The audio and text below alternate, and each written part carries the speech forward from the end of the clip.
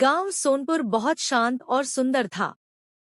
वहीं दीपा अपनी प्यारी सी बेटी मुन्नी के साथ रहती थी। मुन्नी केवल 4 साल की थी और दीपा उसकी इकलौती माँ थी। दीपा अपनी बेटी से बहुत प्यार करती थी, लेकिन वह अक्सर बीमार रहती थी। इसके बावजूद वह महिला केंद्र संस्थान चलाती थी और पूरे मन से अपना काम करती थी। दीपा अक्सर अपने पास की पड़ोसन के पास जाया करती थी, जिसका नाम ललिता था। ललिता अपने पति और अपने छोटे से 5 साल के बेटे के साथ रहती थी। वह अनपढ़ जरूर थी, लेकिन बहुत चतुर थी। ललिता भी अक्सर दीपा के पास आया जाया करती थी। अरे ललिता, तुम भी ना, ये भी कोई पूछने वाली बात है? जब मन करे बेझिझक मेरे पास चली आया करो। आखिर एक अच्छा पड़ोसी ही तो सुख दुख में साथ देता है। और देखो ना, हमारे बच्चे भी तो कितने अच्छे दोस्त हैं। उनकी हंसी से ही तो घर में रौनक बनी रहती है। दीपा, तुम तो मुझे मेरी सगी बहनों जैसी लगती हो। अगर एक बात कहूँ तो बुरा तो नहीं मानोगी? क्या तुम मुझे भी अपने संस्थान में काम पर रख लोगी? इससे हमारे घर का खर्च भी निकल जाएगा। हाँ, क्यों नहीं। तुमने मुझे अपनी सगी बहन माना और मैंने भी तुम्हें दिल से अपना लिया। तुम जब चाहो मेरे संस्थान में काम के लिए आ सकती हो, और अगर वहाँ अभी जगह न बनी तो मैं तुम्हें अपनी एक सहेली के यहाँ नौकरी पर लगवा दूंगी। ललिता भी नौकरी करना चाहती थी, दीपा की तरह। लेकिन वह अनपढ़ थी, इसलिए दीपा ने उसे अपनी सहेली के यहाँ आया के काम पर लगाने का प्रस्ताव दे दिया और ललिता वहाँ नौकरी के लिए भी जाने लगी। तो आज मैं आपको जच्चा बच्चा जीवन रक्षा के बारे में बताऊंगी कि कैसे हम नन्हे शिशु को बैक्टीरिया से सुरक्षित रख सकते हैं और टीकाकरण कितना जरूरी है। उम्मीद है कि यह जानकारी आपके आने वाले भविष्य में काम आएगी। तो चलिए, सबसे पहले हम टीकाकरण के महत्व के बारे में जानते हैं।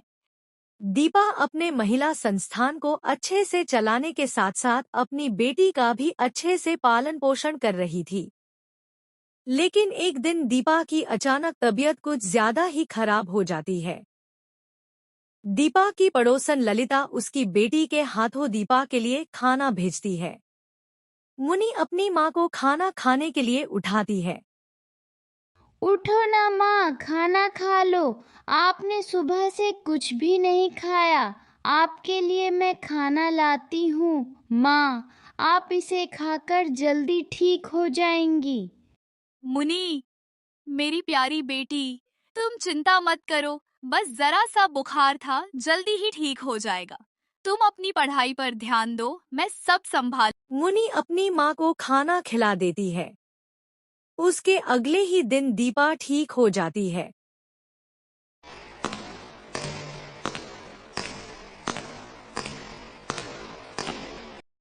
अरे दीपा बहन, तुम यहाँ कैसे आना हुआ? और अब तुम्हारी तबीयत कैसी है? सब ठीक है ललिता जी, बस आपका धन्यवाद करने आई थी। शुक्रिया किस बात का, बहन? अगर बुरा न माने तो क्या हम अंदर चलकर बात कर सकते हैं ललिता जी? हाँ, क्यों नहीं बहन। आप जब चाहे हमारे घर आ सकती हैं और खुलकर बातें भी कर सकती हैं। बताइए बहन, ऐसी क्या बात है जो आपने अंदर आने के लिए कहा? मुझे तुमसे कुछ कहना था। मेरी तबीयत कभी भी खराब हो सकती है और मुझे कभी भी अस्पताल में भर्ती होना पड़ सकता है। अगर कभी ऐसा हो जाए तो क्या तुम मुनी को अपने पास रख सकोगी? क्योंकि तुम्हारे अलावा मेरे पास कोई ऐसा नहीं है जिस पर मैं भरोसा कर सकूं। मुझे अपनी मुनी बहुत प्यारी है। उसके अलावा इस दुनिया में मेरा कोई भी अपना नहीं है। अगर तुम मेरी यह मदद कर दो तो मैं तुम्हारे इस एहसान को कभी नहीं भूलूंगी। मुन्नी मेरी भी बेटी जैसी है। मैं उसे अपने बेटे से भी ज्यादा प्यार और दुलार से रखूंगी। तुम बिल्कुल बेफिक्र रहो। मुझे पूरा विश्वास है कि तुम जल्द ही ठीक हो जाओगी। ललिता दीपा को आश्वासन देती है कि अगर भविष्य में उसकी तबीयत ज्यादा खराब होती है तो वह मुनि का पूरा ध्यान रखेगी। दीपा भी ललिता की बातों पर विश्वास कर लेती है। लेकिन दीपा यह नहीं जानती थी कि ललिता बहुत ही चालाक स्त्री है।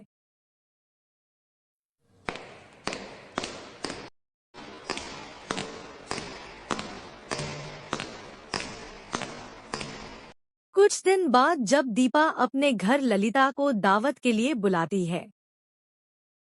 ललिता जी, मैंने अपने घर पर आपके लिए एक छोटी सी दावत रखी है।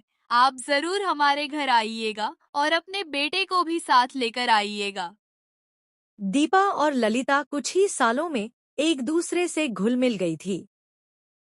वे एक दूसरे पर विश्वास करने लगी थी। कभी दीपा ललिता को अपने घर बुलाती तो कभी ललिता दीपा को अपने घर आमंत्रित करती। इस तरह दोनों के बीच एक गहरी दोस्ती जमने लगी थी। ललिता मुनि को भी अपनी बेटी की तरह ही अपनाने लगी थी। अरे दीपा, तुम्हारे घर में तो हर वह चीज है जो अमीर घरों के लोगों के पास होती है। मेरी बहन भी कहती है कि दीपा जैसी सहेली, और वह भी अमीर, किसी किसी को ही मिलती है। और तुम्हारे हाथों की चाय और नाश्ता खाकर तो सच में मजा ही आ जाता है। दीपा, कभी तुम हमारे घर भी आना। मैं तुम्हें जलेबी और पकवान खिलाऊंगी और मुनि को भी साथ लाना। हाँ, जरूर आऊंगी।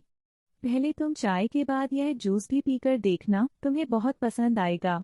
वैसे यह तो कुछ भी नहीं है, हमारे पास तो पास के गांव में भी 20 बीघा जमीन है जो मैं मुनि के नाम कर चुकी हूँ। बस अब मैं यही चाहती हूँ कि मुनि पढ़ लिखकर एक अच्छी डॉक्टर बन जाए। और तुम अपने बेटे के बारे में बताओ, उसे बड़ा होकर क्या बनना है? कुछ दिनों बाद जब दीपा फिर से बीमार पड़ जाती है तो वह अपना चेकअप करवाने अस्पताल जाती है।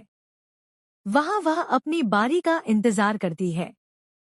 वहाँ बहुत से लोग अपना इलाज करवाने आते थे। दीपा अपना इलाज एक अच्छे अस्पताल में करवा रही थी, लेकिन जब डॉक्टर उसे उसकी रिपोर्ट के बारे में बताते हैं तब कहते हैं कि उसे अपने किसी जानकार को बुलाना होगा। यह सुनते ही ललिता अस्पताल के लिए निकल जाती है।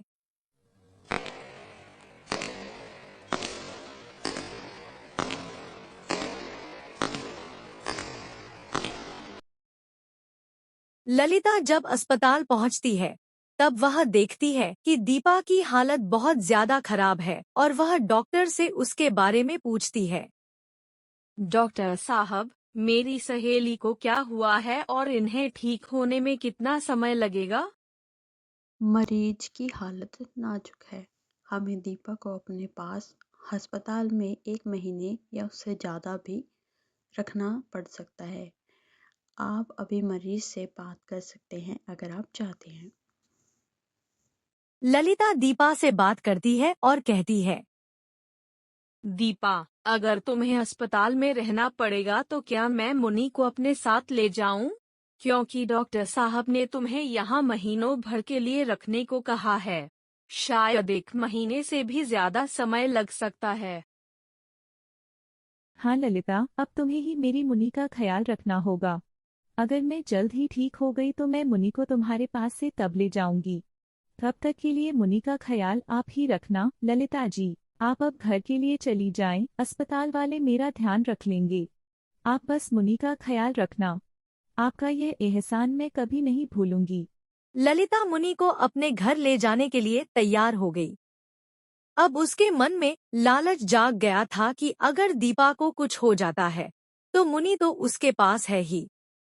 वह मुनि को डरा धमका कर उसकी सारी जमीन अपने नाम करवा लेगी। और इस बीच अगर दीपा सही सलामत बच जाती है तो वह मुनि को गांव वालों के सामने अपनी बेटी साबित कर देगी और दीपा को झूठा बता देगी।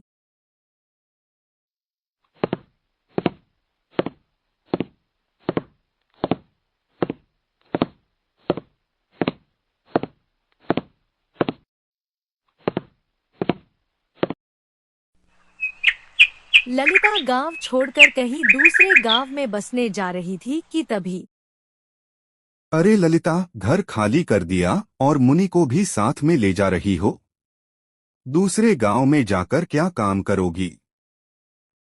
अरे चुनीलाल जी, आप चिंता क्यों करते हैं? आखिर दूसरे गांव ही तो जा रही हूँ। और आप लोग मेरे काम की चिंता मत करो, मुझे वहाँ दूसरा काम भी मिल गया है। जरा सुनो, दीपा को भी बता देना कि तुम मुनि को अपने साथ दूसरे गांव ले जा रही हो। दीपा बहन ने मुनि को मेरे पास हमेशा के लिए छोड़ दिया है। वह मुनि को अब वापस नहीं रखना चाहती। अब मैं ही मुनि की माँ हूँ। मुनि मेरे साथ वहाँ बहुत खुश रहेगी। ठीक है ललिता जी, आपको आपका नया गांव मुबारक हो। उम्मीद है कि आप हमसे मिलती रहेंगी। ठीक है ललिता बहन, तुम्हें जैसा ठीक लगे। और वैसे भी अच्छा ही है दूसरे गांव में भी। तो अपना ध्यान रखना बहन, हम सब चलते हैं। अगर कोई मदद की ज़रूरत हो तो बताना ज़रूर। हाँ ठीक है चंपा, अब हम भी चलते हैं। सभी को मेरा नमस्कार। और आप सब लोग अपना ध्यान रखना। ललिता गांव से चली जाती है, पर कुछ ही महीनों बाद माँ, आप कहाँ चली गई? जल्दी आ जाओ ना। मुझे आपके बिना रहना अच्छा नहीं लगता। आप जल्दी ठीक हो जाओ माँ, और जल्दी मुझे लेने भी आ जाओ। ललिता अपने नए घर में मुनि पर अत्याचार करती थी। वह मुनि से बहुत ज्यादा काम करवाती थी और उसे घर से बाहर तक नहीं निकलने देती थी। कुछ दिनों बाद आखिर वह दिन आ ही गया जब दीपा ठीक हो गई। दीपा ललिता के घर होकर आई तो उसे वहां पता चला कि ललिता दूसरे गांव चली गई है। जब दीपा उसके घर पहुंची तो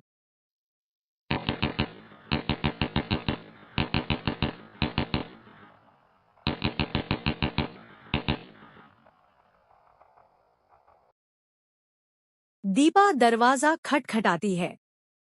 काफी देर बाद ललिता घर से बाहर आती है और ऐसे देखती है जैसे वह दीपा को जानती ही न हो। ललिता जी, आपने दरवाजा खोलने में इतनी देर क्यों लगा दी? सब ठीक तो है ना? और मेरी मुनि कैसी है? जरा उससे बुलाइए तो। कितने दिन हो गए मुनि को देखे हुए। मुनि अब आपसे कोई रिश्ता नहीं रखना चाहती। वह अब मेरी बेटी है। तुम अब यहाँ से चली जाओ, वरना पंचायत को बुलाकर तुम्हें धक्के मारकर निकलवा दूंगी। अब यहाँ से चली जाओ। ललिता दीपा को वहां से जाने के लिए कहती है। दीपा समझ जाती है कि ललिता ने उसे धोखा दिया है। वह यह भी समझ जाती है कि अब ललिता ने मुनि को डरा धमकाकर अपने पास रखा हुआ है। लेकिन दीपा वहां से बिना कुछ कहे चली जाती है। वहां से वह सीधे पुलिस स्टेशन जाती है और थाने में रिपोर्ट दर्ज करवाती है।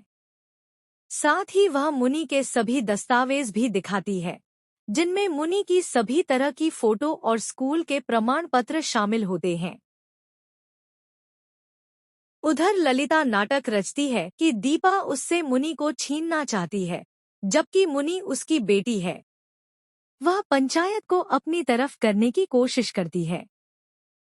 सरपंच जी, क्या बताऊं, मेरे पास तो एक ही बिटिया है और वही यह दीपा है, जो बरसों पहले मुनि को छोड़ गई थी। अब आप ही बताइए, ऐसे में एक माँ अपनी बेटी को किसी और को कैसे सौंप सकती है? ललिता बिटिया, दीपा को आने दो। अगर उसके पास ठोस सबूत भी हुए तो भी हम बिना उसकी जांच पड़ताल किए मुनि को उसके हवाले नहीं करेंगे। तुम बस मुनि को पंचायत सभा में ले आना, बाकी सब मैं देख लूंगा। शाम होते ही ललिता और दीपा पंचायत सभा में पहुंच जाती हैं। उनके साथ मुनि भी होती है। पंचायत ये फैसला करती है कि दीपा और ललिता दोनों की सच्चाई की परीक्षा ली जाएगी। एक शर्त पर ही मुनि को सौंपा जाएगा।